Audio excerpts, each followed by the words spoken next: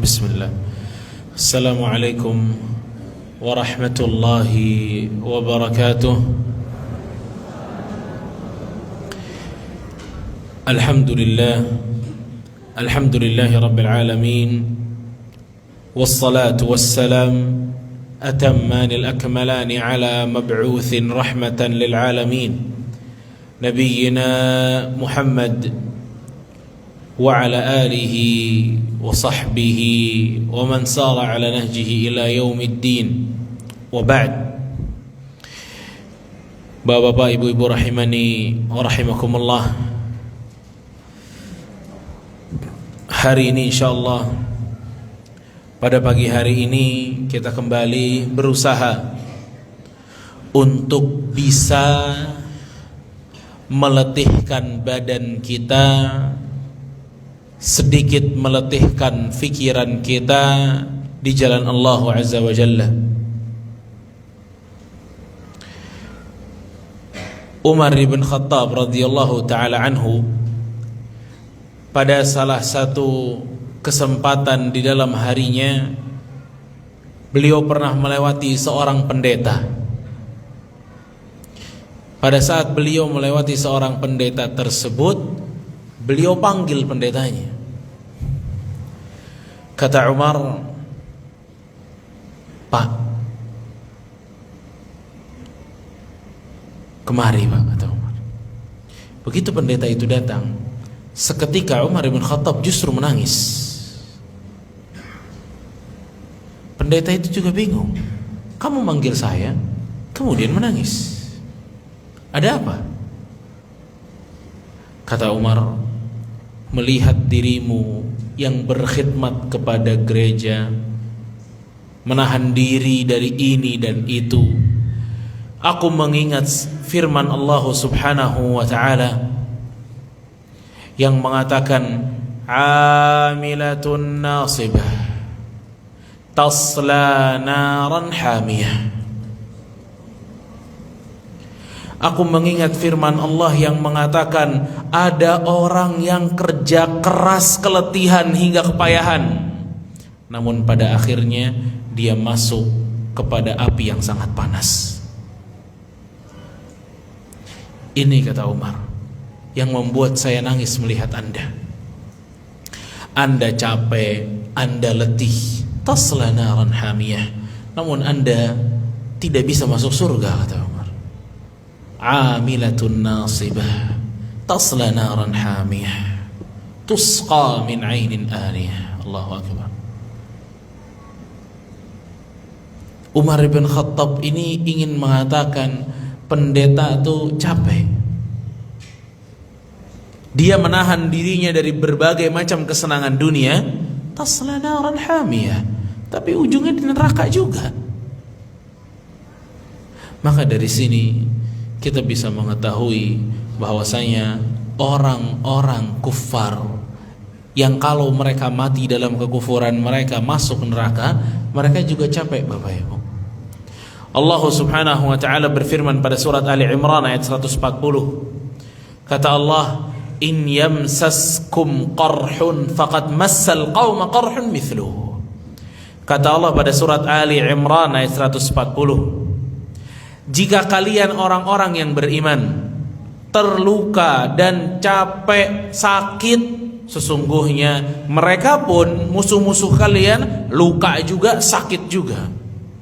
Wa tilkal ayyamu nudawiluha bainan nas wa liya'lamallahu alladhina amanu wa yattakhidha minkum syuhada wallahu la yuhibbudz zalimin. Namun kata Allah, itulah dunia yang kami putar-putar keadaannya.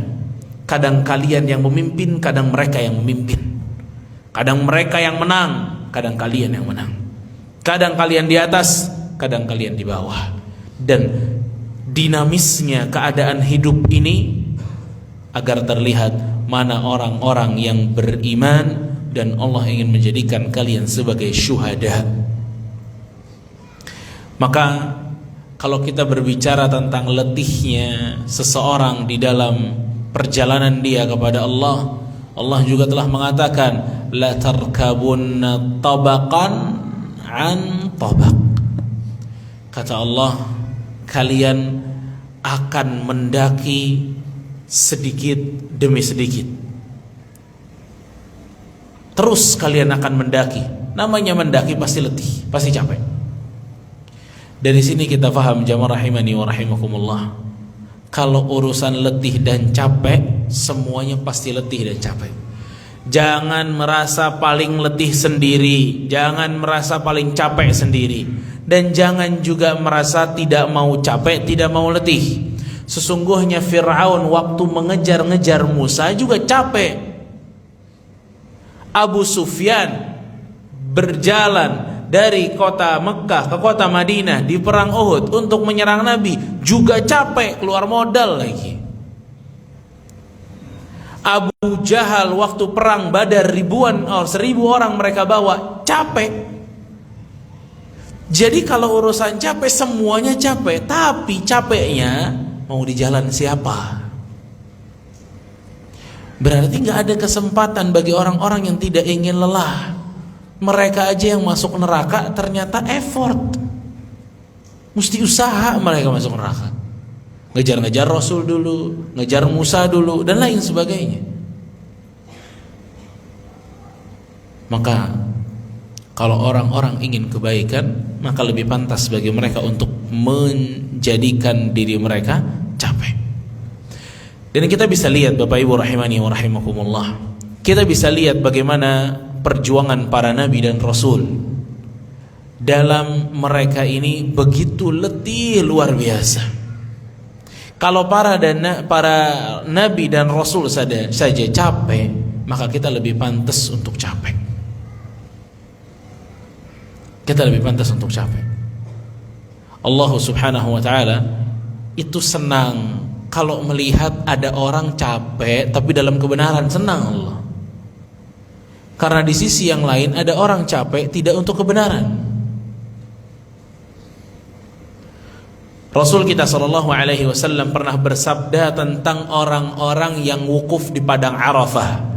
Kata Rasul sallallahu alaihi wasallam, "Inna Allah ta'ala yubahi malaikatahu 'ashiyata Arafah bi ahli Arafah." Kata Rasul sallallahu alaihi wasallam, sesungguhnya Allah membanggakan orang-orang yang wukuf di tanah Arafah kepada malaikat-malaikatnya, seraya Allah berfirman, "Unzuru ila ibadi atawni syu'than ghubra." Lihatlah kepada para hambaku yang datang pada hari ini dalam keadaan lusuh dan telah berdebu. Berarti capeknya dia itu betul-betul diapresiasi oleh Allah. Makanya Bapak Ibu rahimani wa rahimakumullah, hari ini, pagi ini kita ingin belajar capek. Kita ingin belajar letih. Kalau mata kita pernah letih tapi bukan dalam rangka fisabilillah, nah, mudah-mudahan setelah ini kita bisa bikin mata kita letih fisabilillah. Kalau tubuh bapak-bapak dan ibu-ibu tahunan letihnya cuma karena kerjaan, siap untuk bisa letih di hari fisabilillah. Kalau pernah kita letih pikiran karena urusan dunia, mudah-mudahan kita siap letih untuk urusan akhirat. Kadang kita kalau kerja mentok, mikir terus kemana lagi sekarang, sampai capek badan kita mikir. Tapi giliran urusan akhirat kita pengennya solusi-solusi yang cepat aja semua. Saya mau sholat di masjid, ya. Tapi begitu dia mau datang ke masjid tersebut, ternyata masjidnya susah aksesnya, parkirnya susah, dan udahlah nanti aja. Nggak mau tuh mikir. Gimana nih bisa biar bisa masuk ke sana, nggak mau. Kalau untuk akhirat ogah-ogahan mikirnya, nggak mau letih, nggak mau capek. Tapi urusan dunia rela capek. Mudah-mudahan di hari ini kita bisa belajar bahwa ternyata yang justru butuh diperjuangkan itu akhirat kita, dibayar pakai letih. Ingat perkataan seorang ulama, Yahya ibn Abi Katsir rahmatullah alaihi. Yahya ibn Abi Katsir dia sampai mengatakan, la yustata'ul ilm birahatil jism. ilmu tidak akan didapatkan dengan jiwa yang santai. Dipastikan itu sama beliau, nggak akan bisa. Ilmu ini mahal, ya kan? Ilmu ini mahal. Sesuatu yang mahal tidak akan didapatkan dengan cara yang mudah. Tidak. Allah tidak rela sesuatu yang mahal didapatkan dengan cara yang mudah. Tidak. Allah tidak rela sesuatu yang bernilai didapatkan dengan cara yang mudah. Tidak. Maka apa sabda Rasul kita sallallahu alaihi wasallam tentang surga? Kata Rasul sallallahu alaihi wasallam, "Huffatil jannatu bil makarih." Surga itu dikelilingi dengan sesuatu yang tidak disukai oleh jiwa. Adapun neraka dikelilingi dengan sesuatu yang disukai oleh jiwa. Rasul pengen ngajarin di sini. Emang kalau urusannya maunya ke surga, mau enak-enakan, surga dikelilingi kepada dengan hal-hal yang tidak disukai sama jiwa kita. Kalau mau masuk surga mesti ngaji nih kayak gini. Kalau mau masuk surga mesti pakai jilbab walaupun gerah. Kalau mau masuk surga mesti sholat walaupun ngantuk. Kalau mau masuk surga mesti cari yang halal walaupun sulit. Huffatil bil makarih. Siapa yang suka capek-capek gerah-gerahan? Nggak ada. Tapi itulah surga kata Rasulullah SAW. Dia dikelilingi, jalannya itu tidak disukai oleh banyak orang. Adapun neraka sebaliknya, jalan ke neraka disukai banyak orang. Zina, pacaran, riba, khamar, yang enak-enak aja, yang sesuai dengan jiwa. Tapi ujungnya di neraka. Subhanallah. Ya. Makanya jamaah sekalian, bapak-bapak, ibu-ibu rahimani wa rahimakumullah, Allah Subhanahu wa taala berfirman pada surat Al-Furqan ayat 75. Kata Allah dalam surat Al-Furqan ayat 75, "Ulaika yujzauna al-ghurfata bima sabaru wa yulaqawna fiha tahiyatan wa salama." Allah Subhanahu wa taala saat mereka para penduduk surga masuk surga, Allah mengatakan ulaik yujzaunal ghurfata. Kata Allah, mereka diberikan tempat yang tinggi di surga. Surat Al-Furqan ayat 75. Mereka diberikan tempat yang tinggi di surga. Kenapa mereka diberikan tempat yang tinggi di surga ya Allah? Bima sabaru, karena mereka sabar, kata Allah. Tuh. Karena mereka sabar, kata Allah. Wa yulaqawna fiha tahiyatan wa salama, dan mereka disambut besar-besaran dan penghormatan yang besar. Ternyata mereka sabar, makanya mereka masuk, kata Allah. Nah, kalau kita berbicara tentang sabar, maka sabar dalam ibadah itu dibutuhkan. Jadi, bapak-bapak, ibu-ibu sekalian rahimani wa rahimakumullah, mungkin di antara kita ada yang pernah ngelihat ya, orang-orang kok ke masjidnya rajin banget. Setiap 5 waktu di masjid, jarang telat. Ketahuilah orang itu sabar. Bukan berarti tidak ada godaannya, ujiannya, bukan. Dia emang sabar orangnya. Kenapa ya si ibu itu kok bisa ngaji terus ya? Kok bisa baca Qur'annya rajin banget ya? Sabar itu kuncinya. Bukan dia tanpa ujian, gak ada manusia tanpa ujian, tapi dia bisa sabar. Ada satu tokoh bapak-bapak ibu-ibu, namanya Antaroh. Ini tokoh Arab dulu ya. Si Antaroh ini pak kesatria lah kalau bahasa kita. Kesatria dia, hebat. Di satu hari Antaroh ini ditantang sama seseorang. Siapa yang lebih kuat gitu. Cara nantangnya gimana? Fightnya gimana? Fightnya saling gigit jari. Jadi jarinya Antaroh digigit sama lawannya, jari lawannya digigit sama Antaroh. Ayo deh, siapa yang sabar? Siapa yang kuat? Coba bapak-bapak, ibu-ibu, kalau kita main begitu nggak ada yang kuat itu. Dia digigit jari kita sekencang-kencangnya. Ayo, siapa yang nyerah duluan? Mulailah tuh, ya, antara dengan lawannya digigit, antara juga gigit.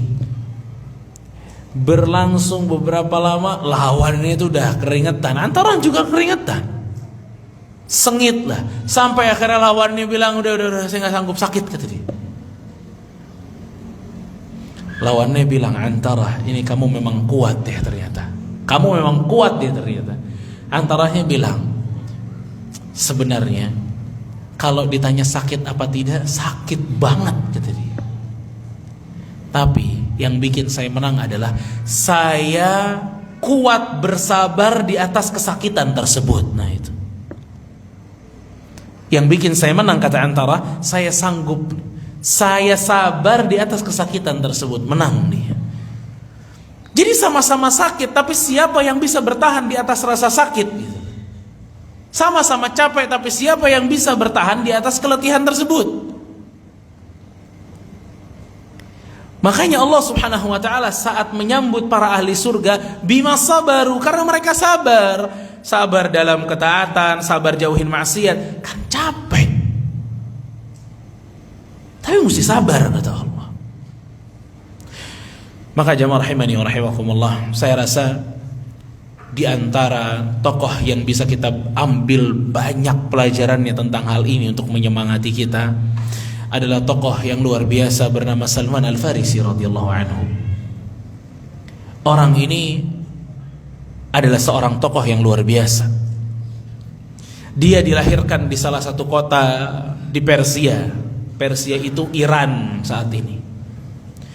Di Persia dia sebagai seorang yang memeluk ajaran Majusi, dan Majusi kita tahu penyembah api mereka.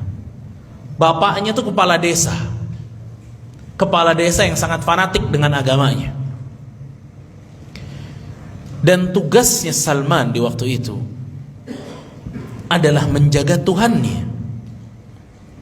Dan ini salah satu hal yang paling aneh, job yang paling aneh, jagain Tuhan.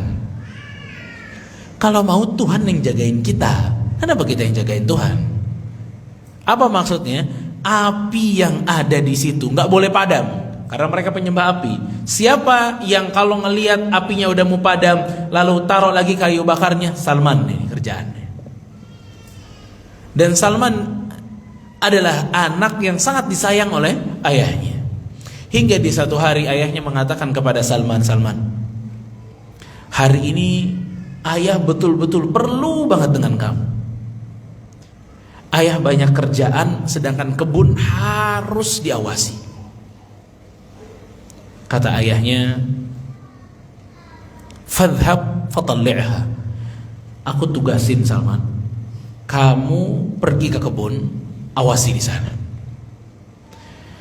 Akhirnya Salman Al-Farisi radhiyallahu anhu, yang sebenarnya dari awal jarang keluar, dia keluar. Begitu dia keluar, ya, Salman Al-Farisi radhiyallahu taala anhu di dalam perjalanannya menemukan orang-orang, segerombolan orang sedang ibadah di satu tempat, di tempat ibadah. Orang-orang tersebut ibadahnya ada yang doa, ada yang sholat, dan lain sebagainya. Dengan itu Salman tuh kagum ngelihatnya. Gara-gara Salman ini kagum, Salman masuk ke dalam tempat ibadah tersebut. Begitu masuk dalam tempat ibadah tersebut, Salman duduk, Salman perhatiin aja orang-orang ibadah. Kata Salman, kok enak banget nih ibadah. Selama ini saya ibadah jagain api, tapi mereka ibadahnya lebih daripada itu. Akhirnya Salman memperhatikan mereka karena kagum, diperhatiin sama Salman. Sampai akhirnya waktunya tuh habis, sudah sore. Saking enjoynya Salman ngeliatin orang ibadah. Memang ini Salman punya jiwa lurus sekali ya. Akhirnya Salman memberanikan diri tanya kepada orang-orang yang ibadah di situ, ini agama dari mana? Kata Salman. Mereka bilang agama ini berasal dari Syam. Oh, dari Syam. Lalu Salman bilang, kapan lagi balik ke Syam? Ya nanti setelah urusan kami selesai, kami bakal balik ke Syam. Udah. Akhirnya Salman keluar, ya. Kata Salman, ya, wa wallahi, ya, inna hadha din khairun min ad-din alladhi nahnu alaihi. Kata Salman begitu keluar, demi Allah, ini agama lebih baik daripada agama saya yang sekarang, kata Salman. Hatta gharabatis syams, hingga matahari terbenam. Di rumahnya Salman, bapaknya lagi kelimpungan. Mana nih anak? Gak pulang-pulang nih, kemana? Udah disayang-sayang, sekalinya dapat tugas malah lama. Hingga akhirnya Salman pun pulang. Begitu Salman pulang, bapaknya udah panik nyariin Salman. Bapaknya mengatakan, nah, kamu dari mana? Aina kunta? Dari mana kamu? Dicariin dari tadi gak ada. Dan gak ke kebun lagi ternyata. Kata Salman, ya, marartu binasin yusalluna fi kanisatin lahum. Saya lewat, ada gerombolan orang sholat di tempat ibadah mereka. Fa'ajabani, aku kagum banget, kata Salman. Akhirnya aku duduk di situ terus sampai sore ternyata. Ya, bapaknya nih kan fanatik bapaknya. Kata bapaknya, nah, tidak ada yang lebih baik daripada agama kita ya. Jangan pernah mikir yang lain. Doktrin lagi sama bapaknya. Kata Salman dengan polosnya, kalla wallah innahu khairun min dinina. Enggak deh kayaknya, kata Salman. Agama yang di situ kayaknya lebih bagus daripada agama kita, kata Salman. Dan betul, itu adalah agama Nasrani yang masih memegang keasliannya. Hingga akhirnya Salman justru diborgol sama bapaknya. Lebih ekstrim lagi dari yang pertama. Ya, karena apa? Karena kalau menurut bapaknya Salman kena syubhat. Ya, tapi ini syubhat positif. Diborgol sama bapaknya biar Salman gak kemana-mana. Pada saat Salman diborgol, Salman tuh sering ngeliatin orang yang lalu lalang di hadapannya. Hingga Salman mendapati gerombolan atau rombongan orang Syam itu akan pergi. Kata Salman, mas mau kemana mas? Ini kami ada kerjaan di atas di gunung. Kata Salman, kapan balik ke Syam? Kalau kami selesai dari sana, kami balik ke Syam. Bisa nggak? Saya ikut sama kalian kalau kalian mau pulang ke Syam. Kata mereka, silahkan saja. Akhirnya di hari mereka akan kembali ke Syam, Salman berhasil melepaskan borgolnya dan kabur. Salman kabur. Begitu Salman kabur radhiyallahu anhu, langsung ikut sama rombongan mereka ke Syam. Bapaknya nggak tahu, tapi jiwanya Salman untuk bisa ikut dengan agama yang lurus begitu kuat. Jalan Salman ke Syam dari Iran ke Suria. Ya. Naik apa kira-kira Salman? Flight apa yang dia naik? Onta Airways, atau jalan kaki? Kayaknya jalan kaki, Pak. Tapi kita hitung, Pak. Kalau di Google Map berapa lama dia jalan? Dari Iran ke Suria. Iran, Suria. Bismillah.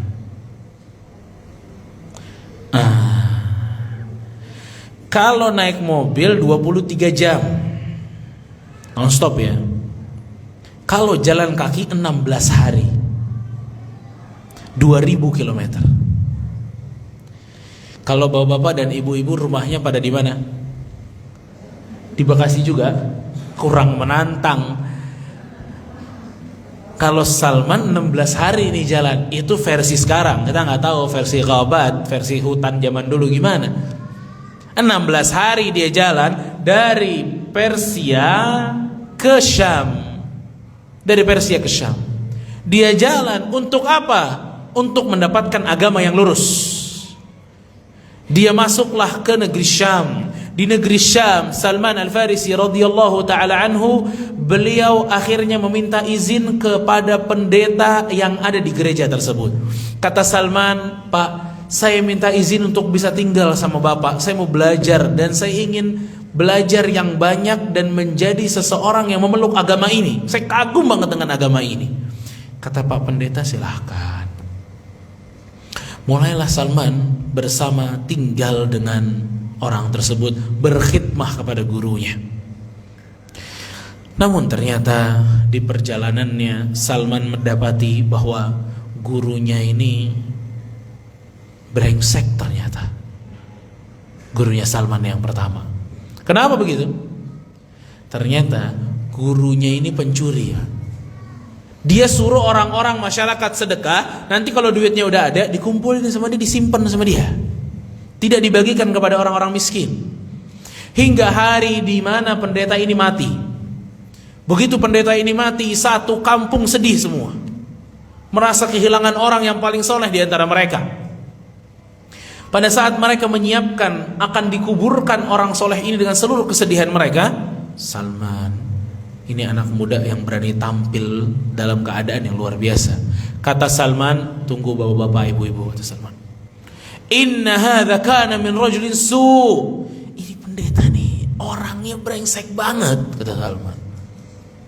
Ini pendeta parah ini. Orang-orang masyarakat situ bilang, Salman, ente ini anak baru di sini. Jangan ngomong macam-macam lah. Kata Salman, kalau kalian tidak percaya, saya ada buktinya, Salman. Mana buktinya? Salman ya membukakan kamar dari si pendeta tersebut, dibuka, kemudian seluruh masyarakat melihat bahwa harta yang pernah mereka sedekahkan ada di situ semua, tidak dibagikan kepada fakir miskin. Yang pernah nyumbang emasnya di situ, yang pernah nyumbang peraknya ada di situ, semuanya ada di situ. Maka marahlah semarah-marahnya masyarakat di situ, hingga orang tersebut tadinya mau dikuburkan justru disalib dan mereka timpukin bangkainya orang tersebut, mereka cacah-cacah, mereka hancurkan. Saking marahnya, hingga akhirnya gereja pun kosong. Akhirnya mereka sepakat untuk memilih seorang di antara mereka yang paling soleh untuk bisa menjadi petugas gerejanya, menjadi pendetanya di situ. Nah, ini orang yang kedua ini, Salman minta juga, boleh nggak Pak, saya nih bisa duduk di sini bareng sama Anda. Kata orang yang kedua, silahkan. Dan subhanallah, guru keduanya Salman Al-Farisi itu lurus, ya, Nasrani garis lurus, ya, bener ya. Jadi Salman begitu puas bersama orang tersebut, bisa belajar ibadah dan lain sebagainya. Hingga di mana orang tersebut, pendeta tersebut, di antara orang yang sangat sudah tua renta, Salman akhirnya bilang, Pak, kalau Pak pendeta setua ini dan saya masih muda, kata Salman. Ya, Salman masih di bawah 20 tahun. Saya masih muda nih, kata Salman. Kalau engkau telah tiada, kemana aku mesti pergi? Kata pendeta tersebut, nah, sesungguhnya aku tidak tahu ada orang yang memiliki akidah yang sama denganku, kecuali seseorang yang ada di Irak, di Mosul. Kalau kamu mau, pergilah kepadanya. Akhirnya meninggallah si Pak pendeta tersebut, hingga Salman akhirnya memutuskan untuk pergi ke Irak. Dari mana nih bapak-bapak ini? Hah? Sekarang Salman ada di mana? Dari Suriah. Sekarang kemana? Irak. Kita cek Irak, Suriah. Ini mendingan ini. Ternyata kalau jalan kaki cuma 5 hari. Aman ya. Kira-kira orang-orang yang suka lari sekian K, 10K, 20K, sanggup nggak nih jalan 5 hari untuk menuntut ilmu? Ya, dorongannya berbeda. Kalau Salman sanggup. Tadi berapa hari Pak? Yang pertama 16, sekarang 5 hari. Ini versi Google zaman now ya. Berarti udah 21 hari perjalanan.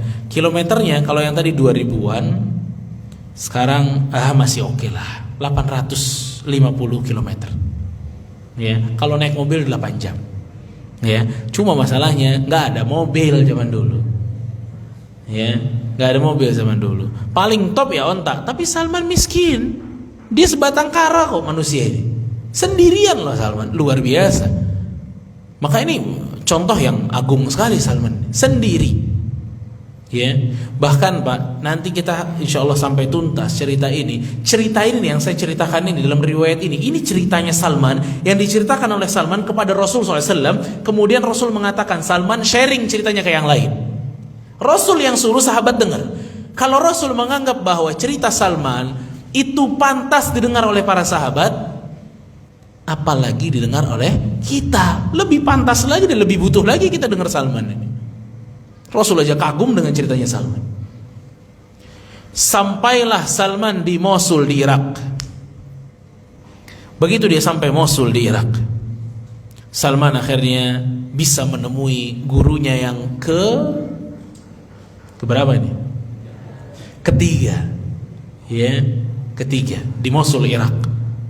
Di Mosul Irak bertemu dengan gurunya. Salman minta izin untuk tinggal bersama gurunya hingga akhirnya gurunya mempersilahkannya. Namun lagi-lagi gurunya udah tua. Salman bilang lagi begitu ngelihat gurunya udah sakit-sakitan, "Pak, saya mesti kemana lagi kalau bapak udah gak ada?"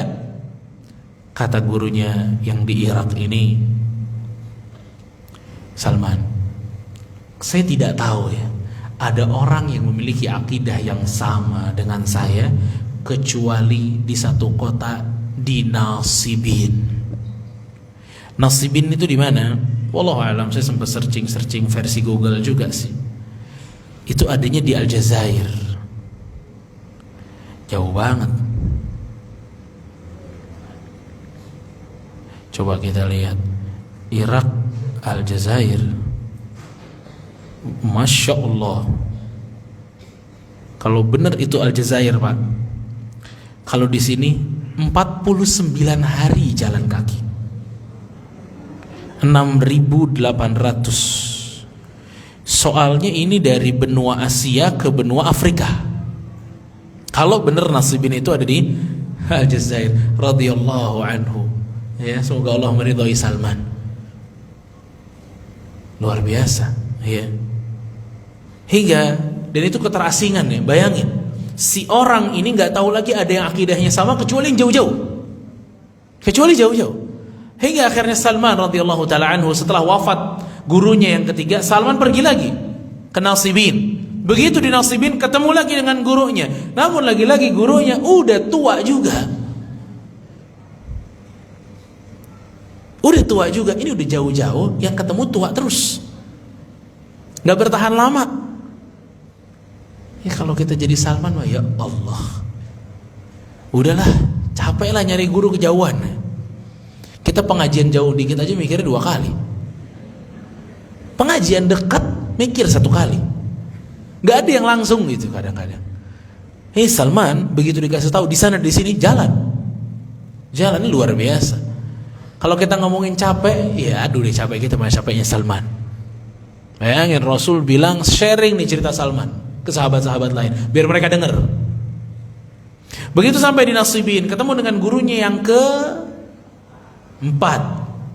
Ya, kan guru pertama gagal tuh. Guru yang ke-4 di Nasibin. Guru yang ke-4 ini Salman begitu memiliki kebahagiaan saat bersama dengan gurunya, orang yang sangat baik kata Salman. Namun lagi-lagi guruku ini sudah tua. Sampai Salman harus nanya lagi, "Pak, kalau bapak nggak ada saya mesti kemana?" kata Salman. Mesti pergi lagi. Kata orang ini, "Demi Allah nak, tidak ada seorang pun yang aku kenal yang harus aku perintahkan kamu datangi dia kecuali satu orang yang ada di Amuriya. Amuriya itu di Eropa,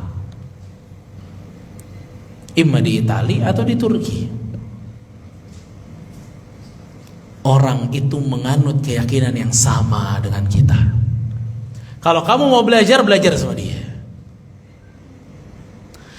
Kira-kira Salman lanjut apa nggak lanjut nih?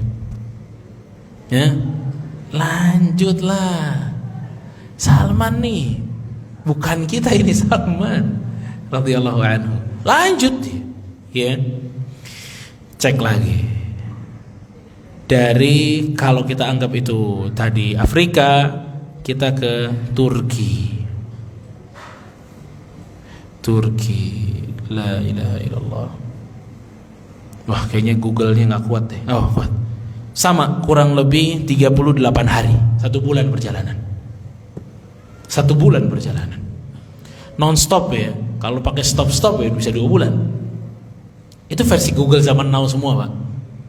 Ya. Yeah. Salman akhirnya datang tuh ke Amuria di Eropa. Datang di situ ketemu dengan gurunya yang ke berapa? 5. Bayangin cuma 5 gurunya. Hari ini, Pak, Masya Allah tabarakallah, di masjid ini aja ada berapa guru yang disediakan? Waduh, banyak. Ya, banyak banget. Jangankan di sini, di handphone, waduh, udah banyak. Ustadznya bisa kita atur lagi. Aman. Ustadz ini gak enak, ganti ustadz lain. Kalau ustadznya lama ngomongnya, kita bisa cepetin. Kalau kita mau kamar mandi, suruh diam aja dulu Ustaz. Diam dulu Ustaz, kamar mandi, tek, pos. Jangan. Makan dulu Ustaz. Sambil makan ya Ustaz, tek, ambil makan. Wah, luar biasa. Gurunya banyak, ilmunya banyak. Tapi tadi, ternyata kalau jiwanya santai, ilmu gak dapat, kata para ulama. Mesti ada perjuangan-perjuangannya. Makanya selamanya Bapak Ibu, ilmu agama diambil dengan cara seperti ini nih. Datang ke majelis, ketemu gurunya, dengar langsung. Itu ilmu agama. Maka semua tuh alat bantu tuh, ada YouTube, ada dan lain sebagainya, itu alat bantu tuh. Ya, yang prinsipnya ya datang ke kajian, mau seminggu sekali kayak seminggu 2 kali deh, itu prinsip. Yang lainnya bisa kita tambah dengan lihat YouTube. Dan kadang kita juga kalau lihat YouTube yang sejam-sejam juga jarang ya. Yang paling enak short. Ya, tambah short tambah enak. Ya, tambah kita bisa ya, tinggal stalking doang, lihat, gak enak. Judulnya kurang menjual. Kalau judulnya penjelasan akidah Ahlussunnah wal Jamaah, bosen nanti. Tapi inilah tanda-tanda hari kiamat misalnya. Ini menarik ini. Ya. Inilah faktanya. Ini seru nih. Dajjal akan turun. Ini seru nih. Jadi nuntut ilmunya kayak lagi mau makan. Yang selera kita yang mana? Ya, ini namanya metode prasmanan dalam menuntut ilmu. Dan selamanya metode prasmanan dalam menuntut ilmu tidak akan memberikan keberhasilan selamanya. Ya. Taib. Tibalah Salman di Eropa.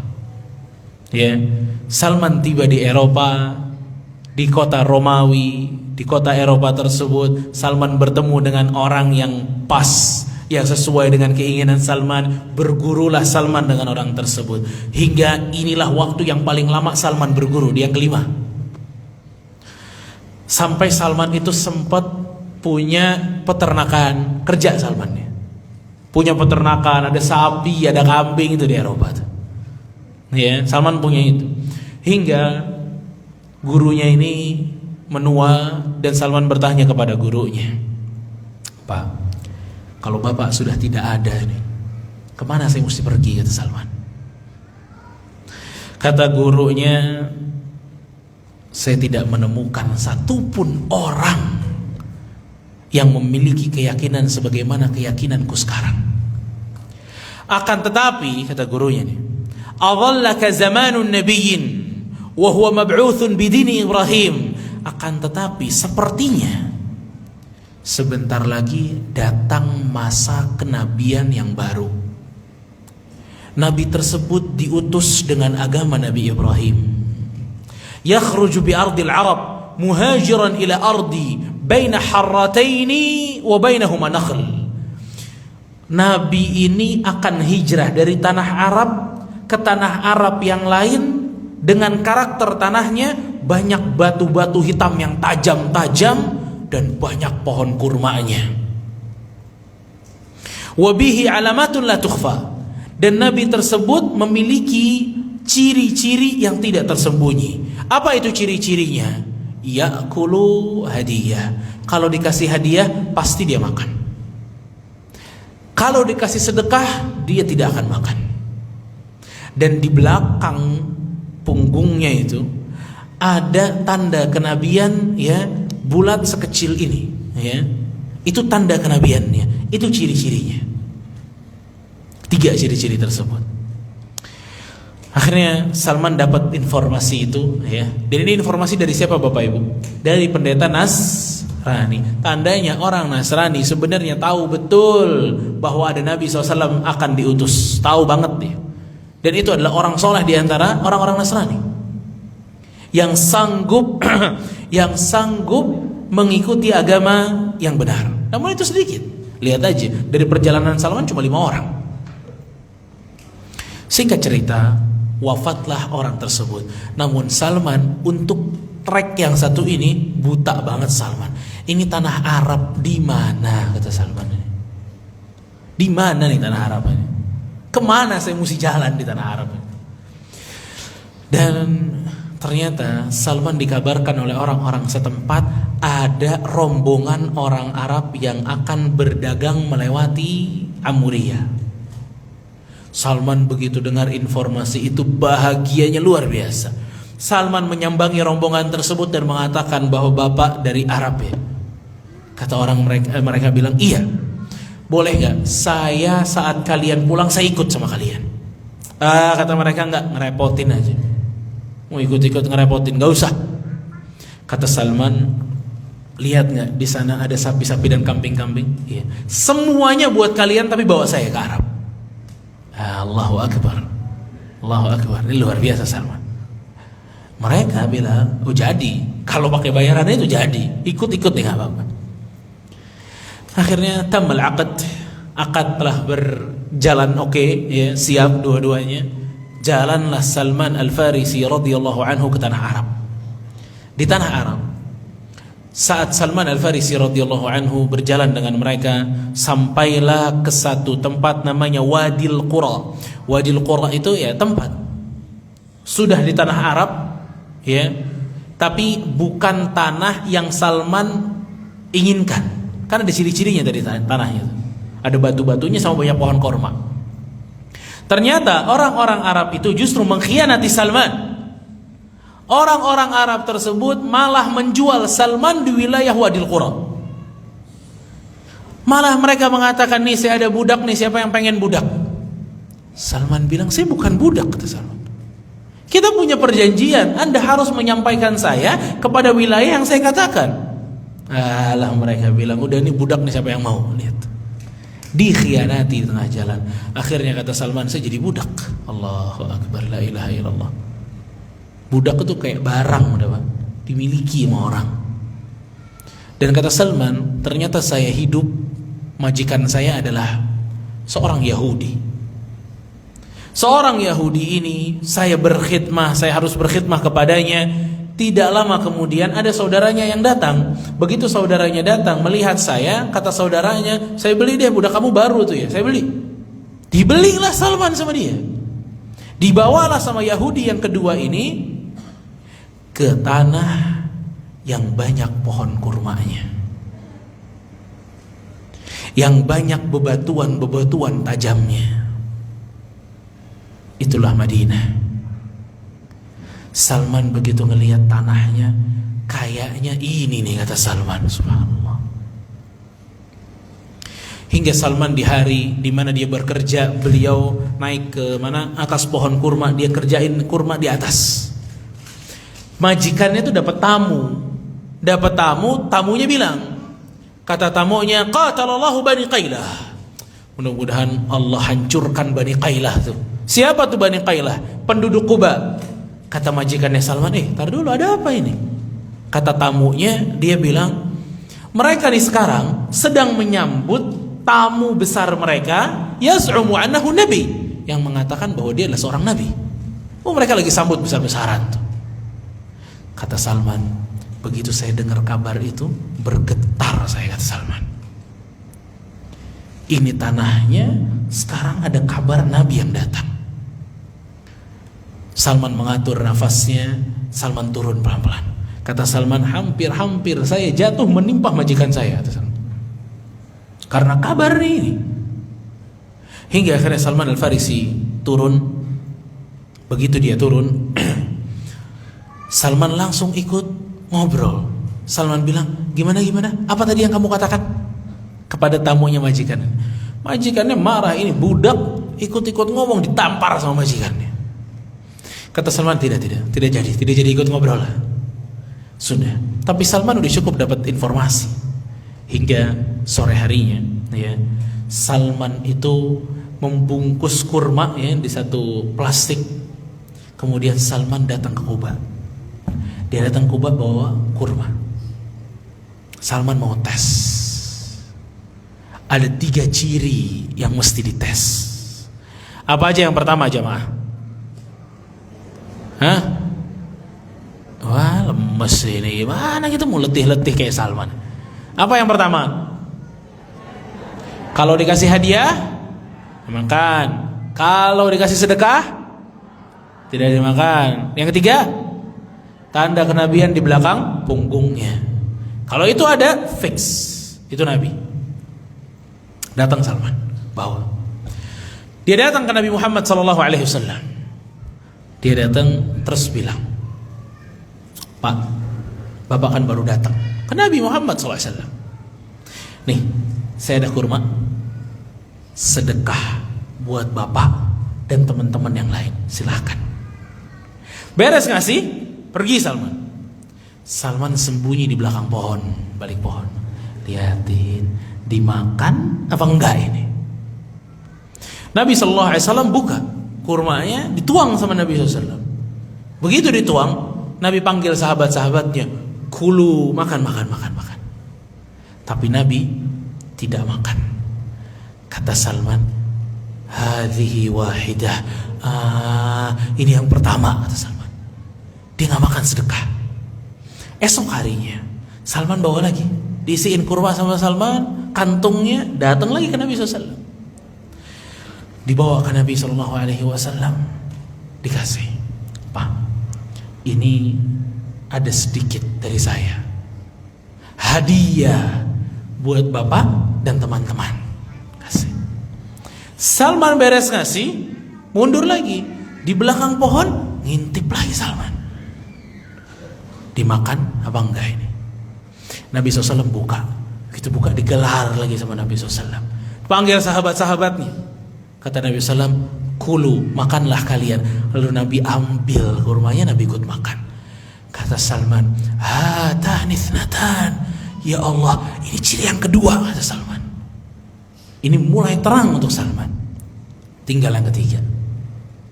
Jadi itu paling sulit, karena adanya di belakang badan Rasul SAW. Gimana cara lihatnya? Hingga di satu kejadian Rasul kita SAW sedang di Baqi', kuburan Baqi'. Nabi SAW duduk. Salman karena ingin melihat, Salman ini bolak-balik gitu loh ke belakang Rasul. Itu nggak masuk, nggak ada apa. Dia udah Salman mau lihat nggak bisa, kan ada bajunya Rasul. Namun Rasul kita SAW itu tahu bahwa Salman ini mau lihat belakang. Rasul SAW pakaiannya seperti pakaian ihram gitu, dibuka selendangnya sama Rasul SAW. Salman ngelihat benar ada tanda kenabian. Salman begitu ngelihat hal tersebut, dipeluk dari belakang Rasul SAW sama Salman. Dipeluk dan kemudian asyhadu an la ilaha illallah wa annaka la rasulullah. Ya Allah, engkau betul Rasul. Kata Rasul SAW, ke depan kata Rasul, ke depan. Akhirnya begitu ke depan, Rasul tanya, kenapa, ada apa kamu nih?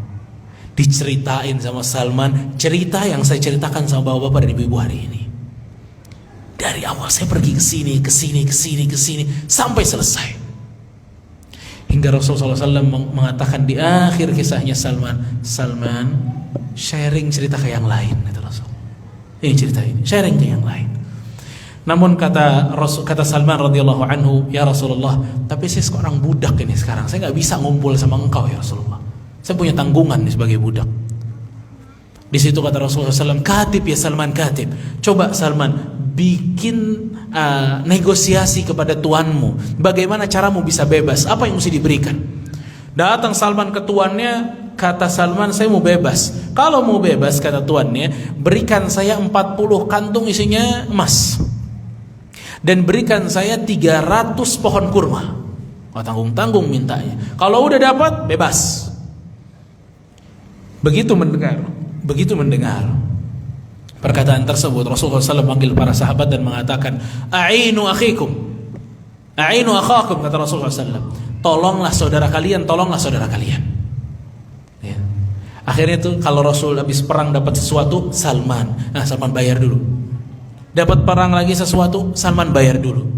Bahkan pohon-pohon 300 pohon itu diantara yang menanamnya adalah Rasul sallallahu alaihi wasallam agar pohon itu subur. Sallallahu alaihi wasallam.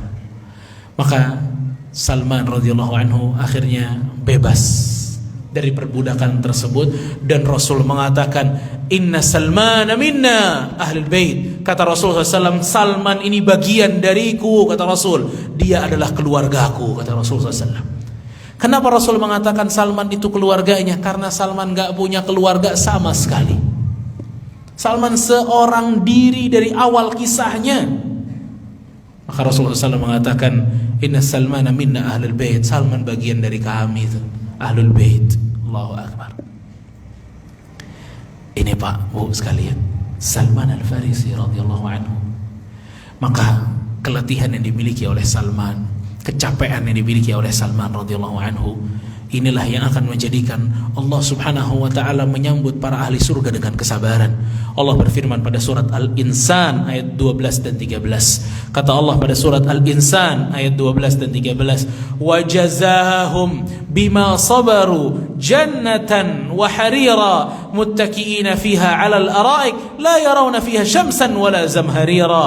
Kata Allah, dan Allah akan memberikan balasan kepada mereka karena kesabaran mereka. Balasannya adalah surga, dan pakaian mereka sutra. Mereka akan duduk-duduk bersandar di atas dipan-dipan yang empuk. Di sana mereka tidak akan merasakan teriknya matahari, tidak juga pula merasakan dingin yang berlebihan.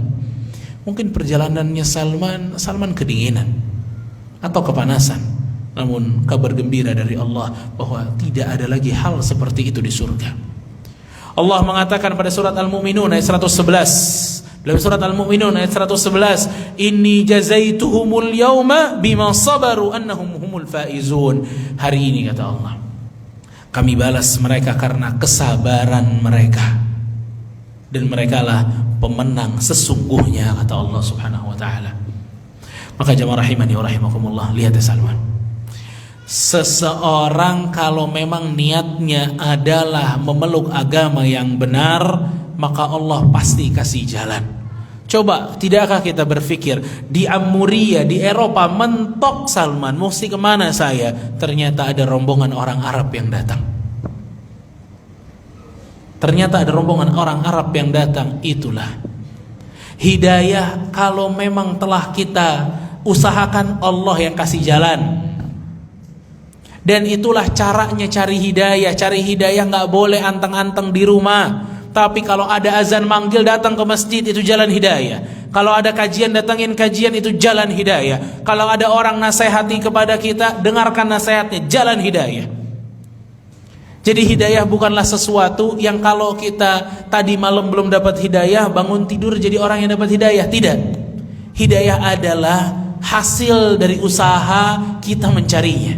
Nanti Allah begitu melihat kita mencarinya, Allah kasih. Kayak Salman kemana-mana cari itu agama, dapat ujungnya. Dan itulah Salman Al-Farisi radhiyallahu anhu. Rasul sampai bilang, ini keluarga saya nih, kata Rasulullah SAW. Allahu akbar. Bagaimana bisa dianggap dengan keluarganya Rasul? Perjuangannya azim, perjuangannya luar biasa Salman ini. Tidak ada yang lebih besar untuk bisa menjadi contoh bagi kita. Dengan keletihannya dan kecapeannya, Salman luar biasa. Ini pelajaran buat kita bahwa hidayah itu memang bernilai, harus didapatkan dengan jiwa yang letih. Kalau sudah dapat, rawatlah hidayah. Merawat hidayah itu penting walaupun kita letih. Udah dapat hidayah tapi bermudah-mudahan untuk meninggalkan pengajiannya, bermudah-mudahan untuk tidak sholat di masjid. Akhirnya hidayah hilang. Tidak lagi sholat di masjid, tidak lagi pengajian, tidak lagi amal baik. La ilaha illallah. Maka bapak-bapak dan ibu-ibu rahimani wa rahimakumullah, perjalanan Salman kepada guru-gurunya yang begitu banyak, ya, ke berbagai macam tempat, ya, itu mungkin juga bisa menjadi perjalanan kita untuk mendapatkan kebenaran. Walaupun jaraknya mungkin tidak sama seperti Salman, tapi setiap dari kita ada amuriahnya sendiri-sendiri. Setiap dari kita ada Iraknya sendiri-sendiri, ada Syamnya sendiri-sendiri, tempat di mana kita berusaha untuk mendapatkan hidayah. Mudah-mudahan cerita Salman ini bisa menginspirasi bagi kita semua dan menjadikan kita lebih kuat dalam mengemban keletihan di jalan Allah Subhanahu wa taala. Barakallahu fikum wa sallallahu ala nabiyyina Muhammad wa ala alihi wa sahbihi ajma'in. Mungkin waktu yang tersisa kita bisa gunakan untuk tanya jawab.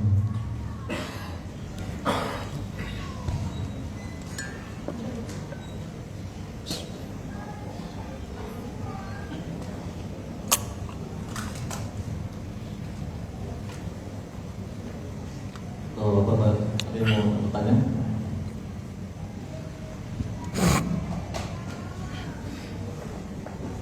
Iya, syukur.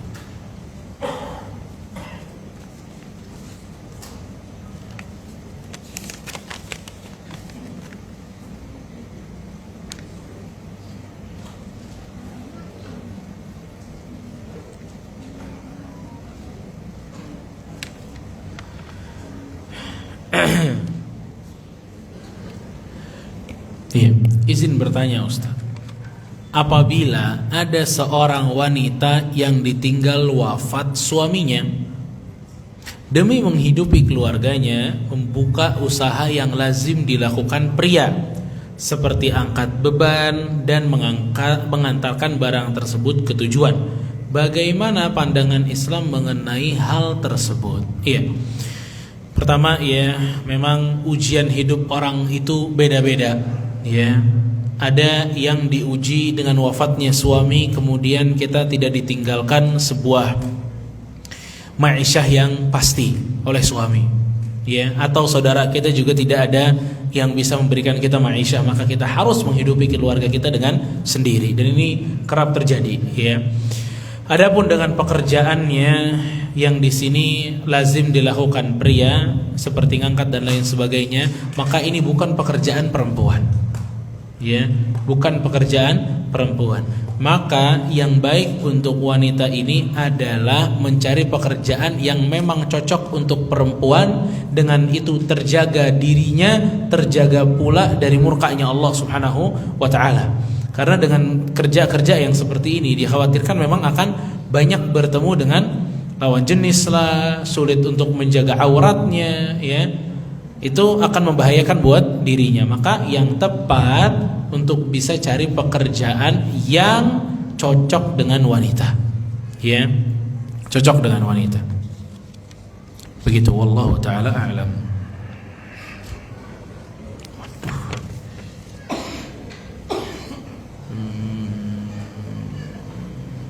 Yang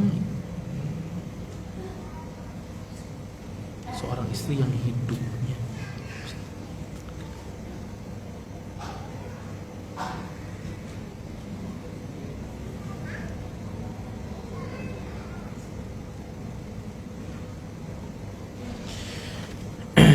iya, bagaimana dengan seorang istri yang Allah takdirkan untuk selalu bekerja keras sebagai pencari nafkah, meskipun suaminya hanya bermalasan. Suaminya malas, istrinya yang kerja. Istri tersebut akhirnya tidak bisa mengerjakan ibadah dengan sempurna, seperti sholat, ngaji, tidak bisa sempurna. Apakah bisa masuk surga, Ustadz? Namun sering memberi sedekah. Iya, kayaknya yang susah masuk surga suaminya. Ya, karena dia punya tanggung jawab tapi tidak ditunaikan tanggung jawabnya. Ya, fa'ala kulli hal, ya, untuk seorang istri yang Allah takdirkan seperti itu, maka tetaplah beribadah. Ya, fattaqullah mastata'tum, beribadahlah semampunya. Sholat tetap ya 5 waktu, nggak ada penawaran di situ. Yang wajib-wajib nggak boleh ditinggal. Tambahkan yang sunnah-sunnah semampu kita. Dengan itu insya Allah Taala kita bisa masuk surga, ya. Dan di sini juga ditambahkan sering beri sedekah, membahagiakan suami, anak dan orang lain. Iya, apalagi ditambah dengan hal-hal seperti itu.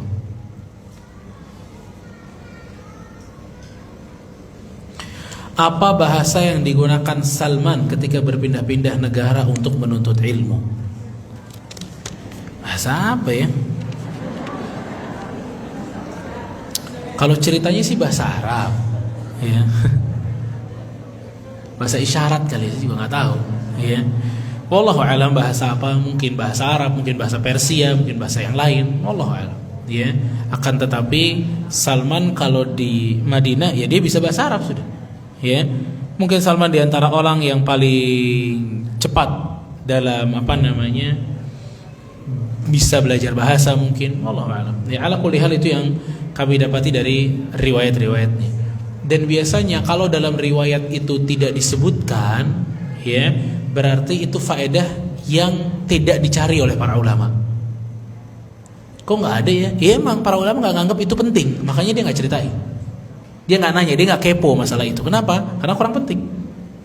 Kalau kita tahu Persia, oh ya, terus kenapa? Kan nggak kenapa-napa gitu. Merusak ceritanya tidak, menambah keimanan tidak, ya nggak ada masalah, ya. Jadi tapi wallahu alam saya nggak tahu bahasanya apa. Rujukan kitabnya kitab untuk Sirah Salman mungkin bisa di. Oh itu, iya, Sirah Salman. Kalau hadisnya ada di Muslim ya, hadisnya ada di Muslim, ya. Kalau Sirah Salman ya banyak ya, sangat banyak bahkan, ya. Tapi memang berhati-hati dalam sirahnya Salman. Kadang orang-orang Syiah juga memasukkan sirah-sirah yang bohong tentang Salman Al-Farisi radhiyallahu taala anhu. Tapi ambillah dari Ahlus Sunnah. Ya, intinya kisah-kisah Salman ini ada di Bukhari, ada di Muslim, ya. Dan di hadis-hadis yang sahih, ya, di hadis-hadis yang sahih, di kitab-kitab hadis banyak, ya, banyak banget. Begitu.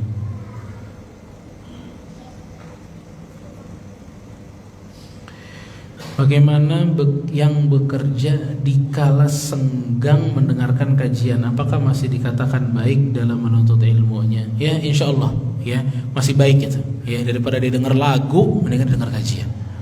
Ya, daripada dengar musik, mendingan dengar kajian. Ya, insya Allah itu di antara orang yang bisa memanfaatkan waktu. Yang penting pekerjaannya tidak terganggu.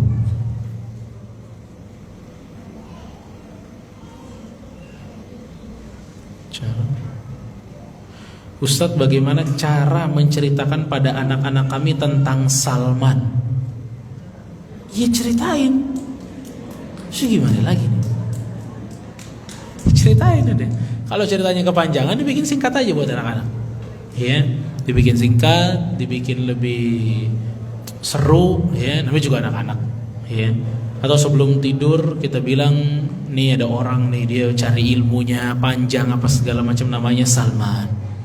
Ya, ya ceritakanlah ke anak-anak. Insya Allah ini kisah-kisah di antara kisah yang inspiratif sekali. Bahkan buat orang tua saja inspiratif, ya. Begitu juga untuk buat anak-anak, ya. Begitu, wallahu taala a'lam, ya. Ada lagi yang mau tanya di sini langsung? Alhamdulillah, udah cukup letih kayak gitu, ya. Jazakumullah khair Bapak Ibu sekalian, mudah-mudahan bermanfaat. Kurang lebihnya saya mohon maaf. Mudah-mudahan kita bisa ambil pelajaran dari ceritanya Salman. Wassallallahu ala nabiyina Muhammadin wa ala alihi wa sahbihi ajma'in. Subhanakallahumma wa bihamdika asyhadu an la ilaha illa anta astaghfiruka wa atubu ilaik. Wassalamualaikum warahmatullahi wabarakatuh. Waalaikumsalam warahmatullahi wabarakatuh. Alhamdulillah telah selesai kajian kita. Jazakumullah khairan Ustaz apa yang sudah sampaikan. Untuk info kajian berikutnya, insyaallah pekan keempat bulan Juli pada Sabtu tanggal 26 Juli jam 9 pagi oleh Ustaz Zikrullah Alza dengan tema Jalan Golongan Selamat. Insyaallah ini rutin. Semoga kita dimudahkan dalam setiap bentuk ilmu syar'i. Amin ya rabbal alamin. Barakallahu fikum. Wassalamualaikum warahmatullahi wabarakatuh.